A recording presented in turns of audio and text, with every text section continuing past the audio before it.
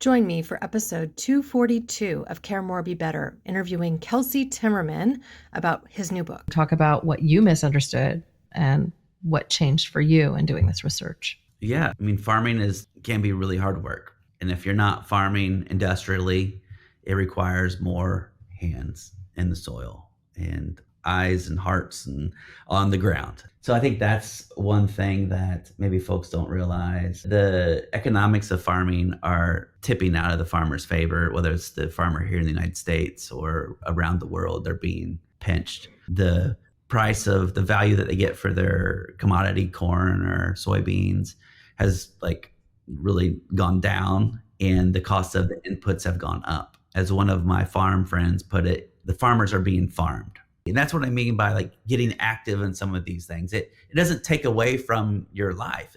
It adds to it. Like facing the monster, at times we build these relationships of love and joy and kindness and the being there for each other as we face this traumatic thing that can add to our lives and make the world a better place and more interesting to live in. Well, this is getting back to this whole idea that humans can have a positive effect on the environment. We can move things in a proper direction, in a direction of being more regenerative so that we can have a planet that's healthy again.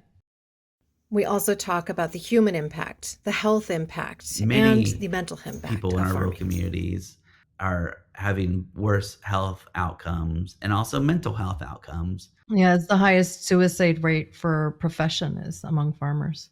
And this is because often too, people get real pinched.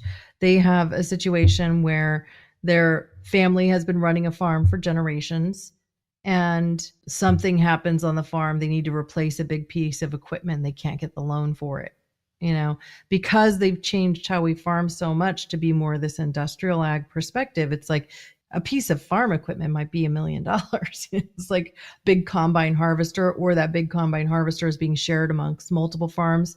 And then something dries up with that contract. And so they don't necessarily know, where the next hit's going to come from. And sometimes it even comes from the government. Find this episode wherever you listen to podcasts. This is episode 242.